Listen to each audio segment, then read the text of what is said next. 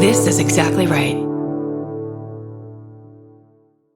This episode is supported by FX's The Shards, a seductive drama from executive producer Ryan Murphy. Set in 1980s Los Angeles, the series follows a group of glamorous, deeply entangled high school seniors drawn into a life of wealth, beauty, parties, and excess. At its center is Brett, whose reality begins to unravel when the arrival of a new student coincides with a series of mysterious murders. FX's The Shards, now streaming on Hulu. Goodbye.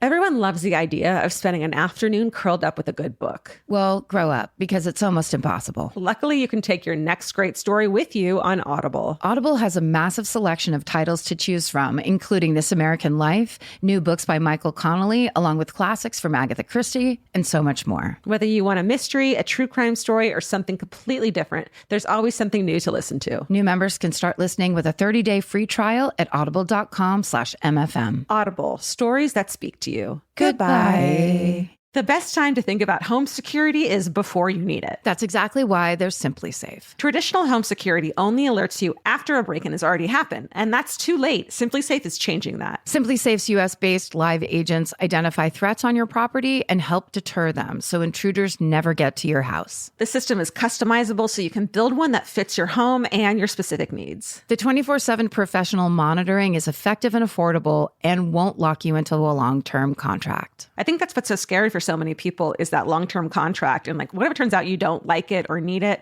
but they don't have that because they know you'll like it and you'll know that you need it and feel so much safer when you have it. Like at this point in my life, I would never go without a security system on my house. I just feel safer with actually having Simply Safe around. There's a whole staff at Simply Safe that's waiting to talk to you and help you out. Right now, you can get 50% off your new system by visiting simplysafe.com/MFM. That's half off at simplysafe.com/MFM. There's no safe like Simply Safe. Goodbye.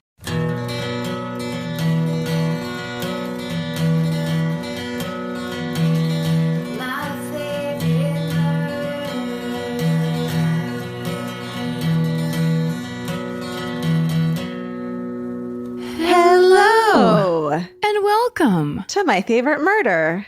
the Minisode. There it is. The title. Ding, ding, ding. Are you ready? Are you ready? You first, me first. Whatever you want. What do you feel? Let's see. What do I have at the end? Do you have like a good, I have a good heartwarming one at the end of one of them. Oh, is it a tearjerker? No, it's funny. Okay, whatever. I don't know what that means. You go first. Ooh, I have a little bit of a tearjerker. So if I go, then you go, and then I go, and then you go. You'll be last. I'll be last. Yep. Okay. All right. So I'll go first. This is We've only been doing this for 7 years. Here's the new thing we didn't know we need. This one's called Train Derailment. Oh. Yeah. Hello, Karen, Georgia, and company. Insert, you're going to love this. Insert mushing, gushing, and blushing. Just kind of gross. Or mushing, gushing, and that is kind of gross. Oh, that's better because then also it rhymes. Yeah. That's the idea. Okay. Mushing, Mushing. mushing, bushing, and bushing. I'm a long-time listener, first-time writer, inner 26-year-old child from Montana. I live in the, quote, city nearby Ennis, which was mentioned in another Murderino story about Quake Lake. Hearing his story, I knew I had to write in about my hometown and how it almost went up in flames. I have ADHD, so keeping the nogging squirrels in their respective places is a challenge. Apologies if this is long.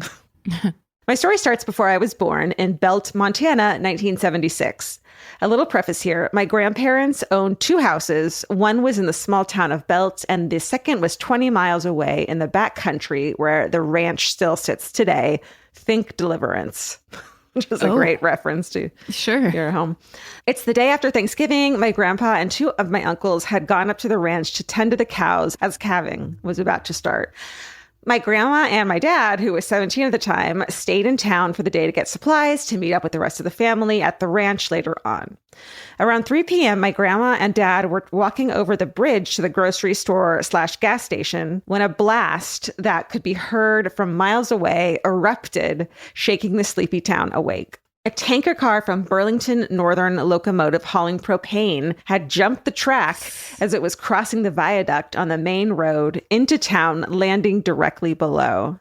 thousands of pounds of pressurized propane exploded from the first car, spilling into the road and down into the town. The second car struck a 500-gallon gas tank at the Farmers Union Co-op situated near the train tracks. An ignited mixture of propane and gasoline was quickly racing towards the heart of the downtown belt. My grandma, dad, and the rest of the community were scrambling to get people to safety and prevent the fire from traveling and causing more damage. Luckily, the highway department, having just loaded their trucks with sand for the roads as it had just snowed the night before, caught wind of the explosion and were en route. Ooh. A sand dike was quickly built, diverting the mixture into Belt Creek, which ran along through the center of town. According to my grandma, when the disaster was relatively under control, my grandpa and uncles reappeared. They heard the explosion and came back into town to see what happened. My grandpa found my grandma and dad and muttered, "What the hell?" Loaded the family up and headed back to the ranch as chores needed to be done. He was a delicate flower. In the aftermath, 2 people were killed, 22 were injured, 200 were evacuated, and at least a dozen houses and structures were lost/damaged, and Belt Creek was heavily contaminated. The probable cause was determined to be the failure of an overloaded rail section, which originated in the undetected transverse fixture. Then it says ... whatever that means. Had it not snowed the night before, the town of Belt would not have survived. Thanks, Mother Nature, and your impeccable timing. That's my story. If you ever read this, I will scream, cry, and throw up. Thank you for everything you do in advocating for all of us and pushing the tough conversations that need to be had. Stay sexy and watch out for those overloaded rail sections. Birdie, she, her. Birdie, that is so scary. It also reminds me, I just immediately thought there's a Chris Pine, I think Morgan Freeman movie, Runaway Train. Oh, which is what it made me think of. But same idea where it's like, first of all, the idea that that's propane and gas mixed. Yeah, that's so scary. Worst fucking things. It's like a firebomb, like rolling towards your town. Yeah. It's, oh, good Lord. Yeah. That was a good one. Okay. Well, I'm going to up it a notch. The subject of this email is serial killer at my summer camp. Hello, my favorite ladies, pets, and mustaches. And just for your information, Georgia, that favorite has a U in it. So I think we know a little bit about who is writing to us. Got it. Longtime listener, first-time writer. I could honestly write a book about how much you both mean to me, but that's not why we're here, are we? Let's get into this. I grew up in the tiny town of Goderich, Ontario. There's no phonetic help there, so I'm probably mispronouncing that, but it looks like Goderich, Ontario. It's a beach town of around 8,000 people located on Lake Huron. When I was a kid, my parents never sent me to summer camp since we basically lived on a beach. I begged for years to go, and at the age of 10, they finally gave in. I was enrolled in a summer camp located about 20 minutes from home. My parents figured that if I got homesick or hated it, they could come pick me up. The camp itself was only 1 week long, but boy, was that a week I'll never forget. The first few days were totally normal. Swimming, archery, crafts, and my favorite part of the day, evening campfire. Basically, we'd all sit around a campfire and sing camp songs. I think it was on the 3rd or 4th night where things got weird. Usually campfire would be about 30 to 45 minutes long. After this, we'd all go to our cabins for the evening and get ready for bed. This night, the campfire seemed never ending. I swear we sang 40 verses of Kumbaya. The fire kept going as it got darker and darker outside. I think we were all beginning to think something was wrong, especially when the camp director came out to talk to us. She told us that we had, quote, new rules to follow. They were, 1, you must get a counselor to go to the bathroom with you at night. 2, you must never be alone. Always travel with a buddy. 3, you must stay in sight of a counselor at all times. Holy shit. I thought it was weird, but I just figured there was a bear or a wild animal on the loose. The rest of the week was normal with the exception of these rules. Saturday comes around and my family picks me up. I was excited to get in the car and tell my family all about my week. I don't even think I had the time to close the car door before my brother says, "There's a serial killer on the loose." I laughed and thought he was just being my dumb older brother trying to scare me. I told my parents to tell him to stop it, but they didn't. Instead, my mom goes, "We can talk about this when we get home, but your brother's right." I, of course, started crying, but more importantly, was pissed that my parents didn't come and pick me up. Yeah. If that were my child, I'd be like, be right there. Yeah, that's not how I was raised. They'd be like, oh, you're fine. Right. Why would they want you, of all people? Vicious. Yeah. Any opportunity to put you in your place. When I got home, my parents locked all the doors and my dad put baseball bats in all our bedrooms. The murderer's name was Jesse Emerson. He was convicted of 3 counts of murder in the second degree in 2008. Apparently, many parents called the camp to let them know a serial killer was on the loose, but the camp ultimately decided that they didn't need to send kids home and that we'd be fine. Very weird choice, in all caps. I honestly don't think it is a weird choice. I mean, I guess if it wasn't like at camp already, if it was just like in the area, no, I think it's a weird choice. I think, it would be interesting to know the facts of how close this situation was to this camp. Totally. That must have been a consideration. But also, like, if I worked at that camp, it'd be like, well, everyone paid and we're all here already. Yeah. Like, completely can see that logic. Yeah. Absolutely. Especially if it was like a bunch of 18-year-olds, which most camps usually are run by very young people. He was finally caught and 8 days later and arrested. He's currently serving 25 years in prison. Although this story is terrifying to think about, it's what got me into true crime. Isn't that always the way? Mm-hmm. Nothing like a killer almost invading your summer camp to get a little murderino inside me to emerge. I love you two ladies so much. You're the highlight of my very long work commutes, and I feel like you're my 2 cool older sisters that I never had. Stay sexy and maybe pick up your kid early from summer camp if there's a killer on the loose. Emma, she, her. Emma, I flatly disagree. Georgia is on your side. I'm on your side. That is like bordering on neglect, I would say, and very traumatizing. But only after the fact. Yeah. Does it count as being trauma if it's just a learned thing after the fact and nothing actually happens to you? I don't know. Yeah, because it's not a threat anymore, right? I mean, why not take that opportunity to be grateful? How about the trauma is that your parents didn't care enough to come get you? They were too busy to come and pick you up from extreme danger. I miss camp. Okay. This podcast is brought to you by Squarespace. Every successful small business starts with someone saying, I wonder if people would actually buy this. Squarespace gives you everything you need to find out. From consultations to events and experiences, you can showcase your skills with a customizable website designed to attract clients and grow your business. With Squarespace's collection of cutting-edge design tools, anyone can build a beautiful, professional online presence that perfectly fits their brand or business. Get paid on time with professional invoices and online payments. Plus, streamline your workflow with built-in appointment scheduling and email marketing tools. Head to squarespace.com/murder for a free trial. And when you're ready to launch, use offer code MURDER to save 10% off your first purchase of a website or domain. Goodbye. This episode is supported by FX's The Shards, a seductive drama from executive producer Ryan Murphy. Set in 1980s Los Angeles, the series follows a group of glamorous, deeply entangled high school seniors drawn into a life of wealth, beauty, parties, and excess. At its center is Brett, whose reality begins to unravel when the arrival of a new student coincides with a series of mysterious murders. FX's The Shards, now streaming on Hulu. Goodbye.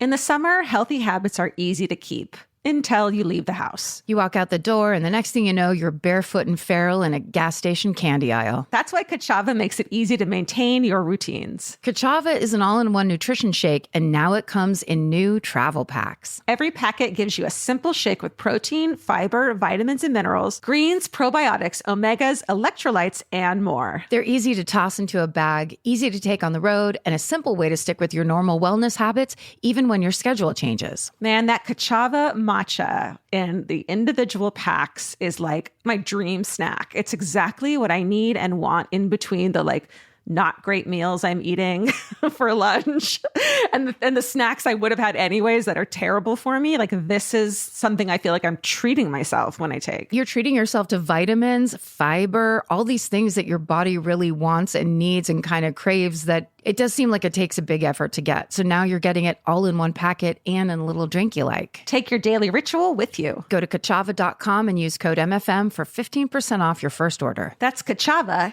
KACHAVA.com, code MFM. Goodbye. This is called The SWAT Team, Bomb Squad, and My Dad. Gals, pause, and everyone else in between. And it says, you asked, you really didn't, and you shall receive. Dads and bomb stories. This is a tad long, but I promise it's worth it. My dad used to work at an undisclosed power supply company where he worked predominantly at the power plant facility.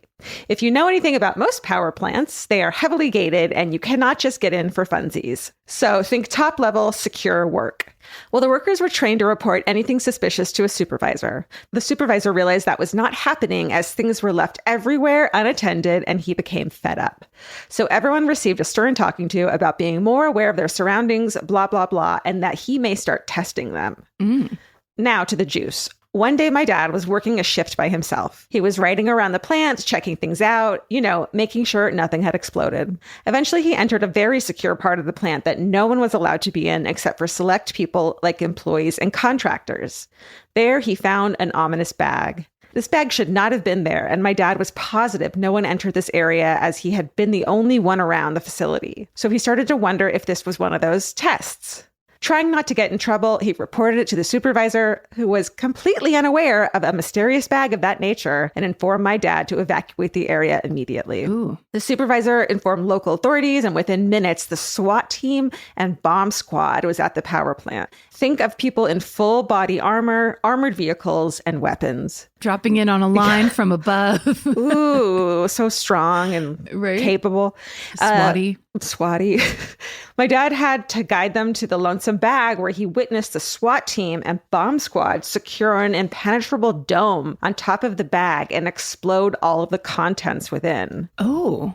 Everyone was sure it was a bomb and that the plant was just saved. That was until a contractor who was there earlier came back looking for his purple lunch bag that he had accidentally left behind. You fool. Yes, my dad blew up someone's lunch. Oh, well, stay sexy and don't leave weird bags laying around in secure environments. AJW. Oh, well. Oh, well, that's fine. Oh, shit. That's, what I was thinking as you were telling that, I was just like, oh, this is crazy. And it's like someone trying to blow up a power plant. That's so horrifying. Mm-hmm. And then it just like, what if it was the dad's bag and he forgot he left it there? It was just because I was trying to like run scenarios in my head. Oh, how embarrassing. Okay. The subject line is a little long, but worth it. The subject line of this one is Unsolved Shoe Phone Haunting.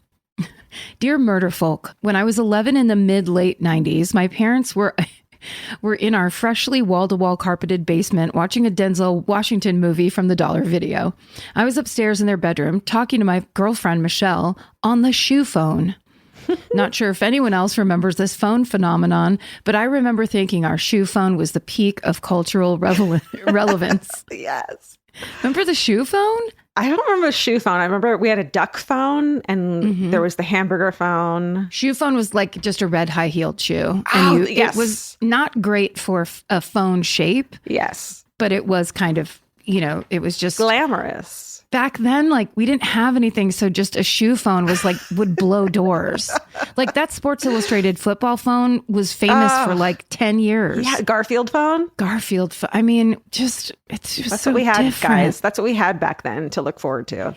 We had other objects turned into phones. And basically, it was like, you had to be excited about a shoe. Yeah. And all I did was make calls, incoming and outgoing. Yeah. That's it. Okay, continuing on with this story. Girlfriend Michelle was home alone at the time, not unusual for a rural Illinois tween in the 90s. Michelle had one single non-shoe phone in her house, and it was the kitchen wall phone kind with the long curly cord. She sounded anxious when I picked up because she heard a thump while she was in the shower. Frankly, Michelle was always a scooch. It says a scooch, but I think they mean a scotch dramatic. I like a scooch. But it says scooch, and I think it's funnier. It's always a scooch dramatic. I figured my job as boyfriend was to be supportive and reassure her that everything was fine, blah, blah, blah. We had maybe a 45-minute conversation about school, Dawson's Creek, etc. Very innocent relationship, likely in part because I turned out to be gay. It's like when I first started reading that, I was just like, oh, yeah, okay, yes. Got it. Okay, yeah. Got it. Suddenly, Michelle got quiet and she said she heard something again. I was thinking, God, more attention-seeking behavior. But after 10 more minutes of talking, I heard it too, an audible thump on her end of the call. After a prolonged silence, I shakily said, Michelle, what was that? And she whispered, I don't know. And before I could say anything else, there was a third voice on the line. It's the boogeyman. It sounded robotic somehow, or like 2 or 3 voices were speaking simultaneously. I have no idea. Whatever it was, it sounded malevolent. Michelle yelled, "What the fuck was that?" We were both overwhelmed with panic. I could hear her crying. Everything was chaos. And then while Michelle and I screamed hysterically, the voice started laughing. A terrible guttural sound unlike anything I've heard in my life. I was beside myself. Despite Michelle's protests that I shouldn't leave her alone, I set the shoe phone down and Trip ran down the stairs to tell my parents, who were still calmly watching Denzel in the basement. They were nonplussed at best, listening to their child deliver an impassioned, tear-soaked plea that his friend was going to be murdered by the boogeyman if we didn't do something right now, goddammit. I picked the phone back up and the line had gone dead. Mom lamely mumbled something like, "If you're going to walk over there, be back by 10. I most certainly was not going over there to end up like Michelle, who I had no doubt was already dead. I called her back several times, but she didn't pick up. I called some of our friends, and finally, after an hour of calling and scream crying to 2 bored parents engrossed in much ado about nothing, the phone rang. It was Michelle. Apparently, she sprinted out of her house and ran to the neighbor's house in tears to wait for her mom. A nice neighbor man she had never met went through the house with a baseball bat. No one was there. To this day, Michelle swears she was not pranking me, and she has regularly told me that she wouldn't be mad if I just fessed up. Besides, she only had 1 landline in her house, and the boogeyman sounded like they were on the line with us. At my house, there was a second phone in the kitchen, but my parents weren't practical jokers, and they likely would have given up the ruse when they saw me screaming and crying and flailing for over an hour. I've had a lot of time to ruminate on this, and it seems to me that there are 3 possibilities. Option 1. Someone with advanced technology and or some connection to the local telephone company could listen in on phone conversations and happen to terrorize 2 11-year-olds at the exact moment that something fell down in Michelle's house. Option 2. Either Michelle or my parents have been lying for 30 years. Please let it be number 2. And one of them is secretly an amazing actor and possessed a voice changer that they used once and never again. Maybe Michelle had me on 3-way with said voice changer person. Possible, I guess, but 11-year-old Michelle struggled to keep a secret for 30 minutes, much less 30 years. Option 3. Something sinister was with us on the phone that night. Stay sexy and don't answer the footwear. Chris, he, him. And then it says, P.S. This is going to get you. My fiance Jordan and I bonded over our love of your podcast when we first met 4 years ago. Thanks for bringing a couple Midwestern gays together. Oh my God. Can we go to your wedding, please? I mean, it's like Somebody Somewhere, our own separate version of that. I love it. That was amazing. And I'm getting this little memory. I had a very rebellious brother, older bratty brother, who was into like weird electronics, like CB radios. He'd go to like Radio Shack and buy the weird things. And I remember him maybe being able to tap into someone else's phone line with the outside box. Yeah. So maybe the person banged on the wall and then did that and was just fucking with them. Yeah. Maybe it was, I would love to know like how many cousins Michelle had or a neighbor kid. But also if there was just some creepy perv that was trying to scare her. Yeah. Ugh. So creepy. I so love that creepy. One. And then I love that it turns everyone against each other where it's like, just admit it. You admit it. This episode is supported by FX's The Shards, a seductive drama from executive producer Ryan Murphy. Set in 1980s Los Angeles, the series follows a group of glamorous, deeply entangled high school seniors drawn into a life of wealth, beauty, parties, and excess. At its center is Brett, whose reality begins to unravel when the arrival of a new student coincides with a series of mysterious murders. FX's The Shards, now streaming on Hulu. Goodbye.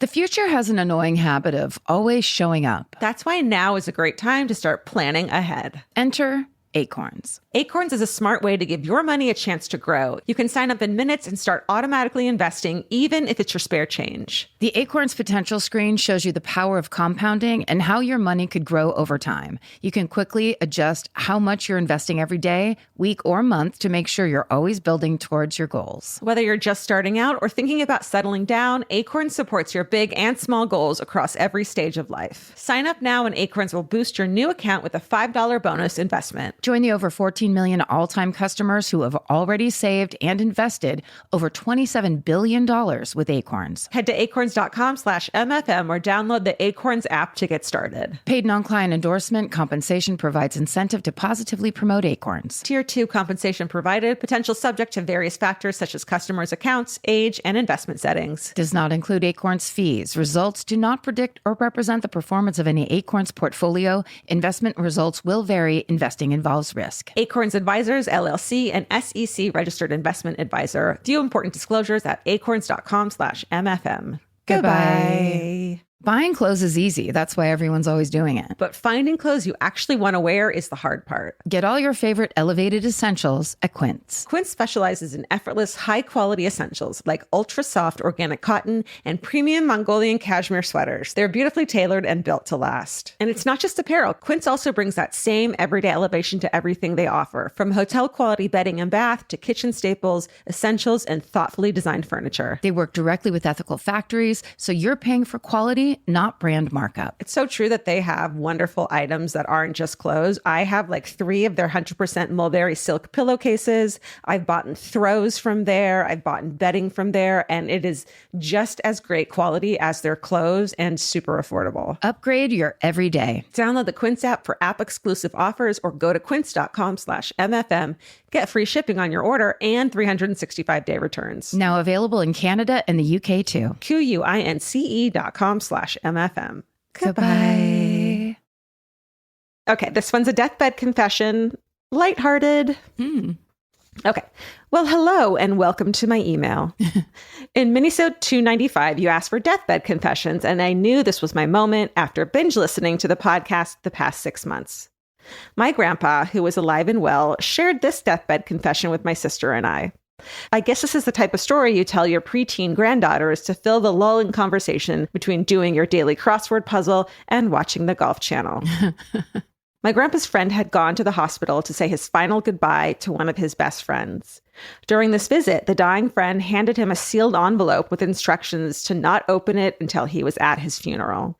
The days passed, the inevitable happened, and my grandpa's friend found himself at the funeral with said envelope. Seated with 2 of his friends who he had told about the envelope, fingers surely trembling with anticipation, he opened the envelope to find a piece of paper with a single sentence scrawled on it. It read, "I'm not really dead, and when you walk by my coffin, I'm going to reach out and grab you."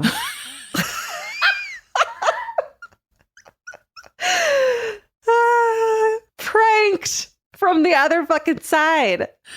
Pranked. But he was really dead, right? Yes. He was really dead.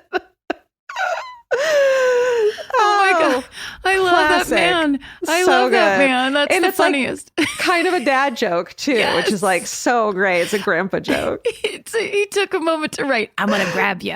I'm going to grab you. I'm not really dead. My grandpa passed away a few years later, sans deathbed confession. As a now adult, I treasure these memories, moments, and stories, and find one of the best ways to honor them is to share them. So I am sharing them with you. I hope my grandpa's story brings a smile to your day and sparks a memory of your own. Thank you for creating a space to share stories, Amy, she, her.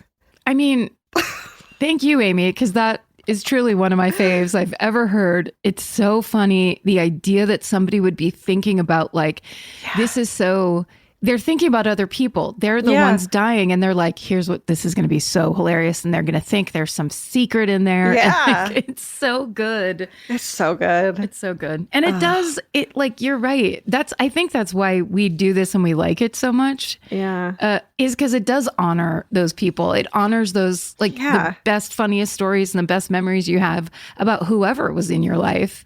Yeah, these are stories that you normally would never tell. They're not or maybe you tell them at a party or you just kept them in the family. But now we get to share them with everyone and give everyone a laugh or a cry or That was a good one. Mushing and gushing, whatever. Mooshing and booshing and Mushing and booshing. gooshing. Okay. Oh, so along those same lines, I'm not going to read you the subject line. It just starts, "Hey, ladies," and then in parentheses it says, and I use that term loosely. Thank you. Nice one. Thank you. Good start. Okay, prior to my mom's death, she was pretty much confined to her house, except on the weekends when I would pick her up and she would stay with me. I spoke to her several times a day and would stop by almost every day to check on her. On a Wednesday, I called her several times and she did not answer the phone. After work, I stopped by her house and tried to use my key to get in, but she had the deadbolt lock enabled. In parentheses, it says a big no-no because I could not get in.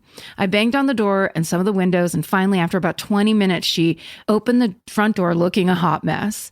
After I fussed at her about the lock and not answering the phone, she told me that she'd been sleeping all day.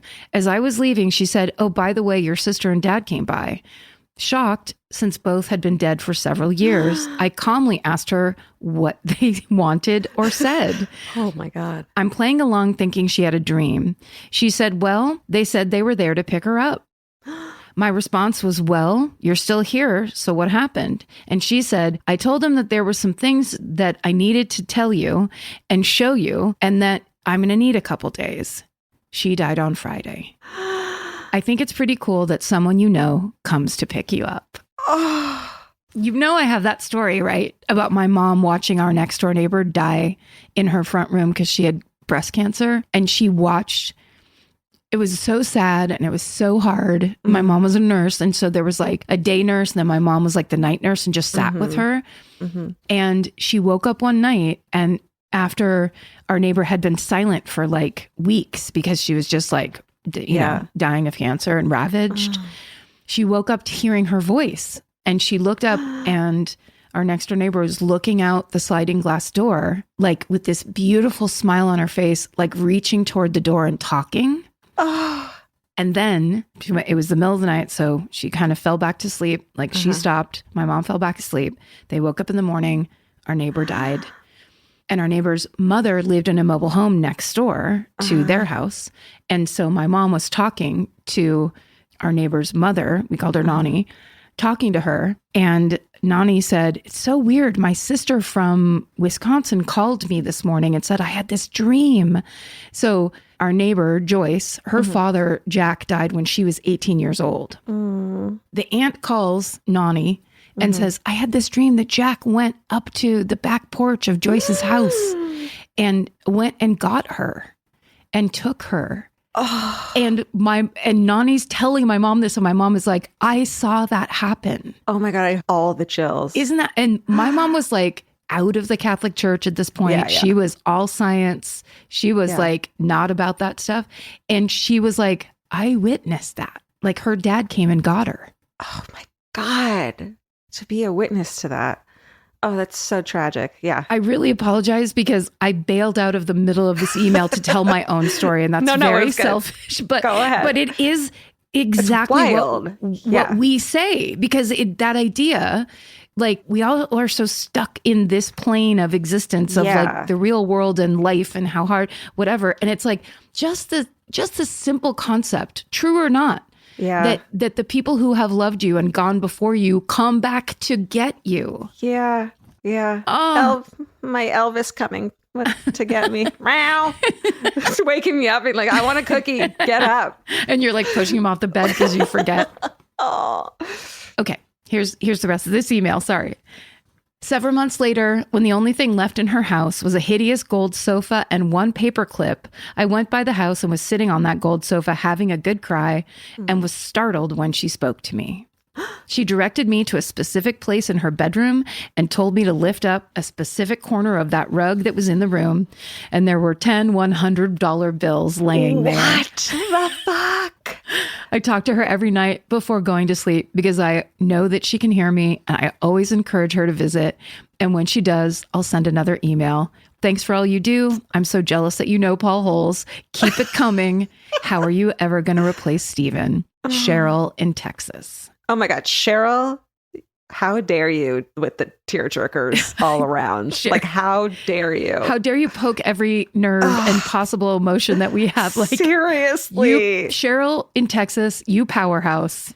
You made my eyes watery. That is hard to fucking do. She Like, doesn't- to break through all these meds to get me to like be cryy is hard. And you fucking did it. Cheryl, I mean, on an episode with a bunch of great ones, Yeah. perhaps the greatest. Yeah.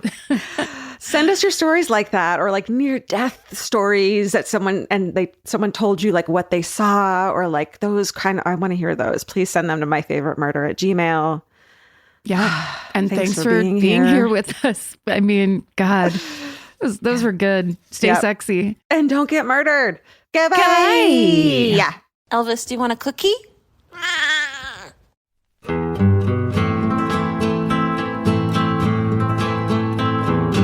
This has been an Exactly Right production. Our producer is Alejandra Keck. This episode was edited and mixed by Liana Squillace. Email your hometowns and fucking hoorays to myfavoriteMurder@gmail.com. Follow the show on Instagram and Facebook at My Favorite Murder and Twitter at My Fave Murder. Goodbye.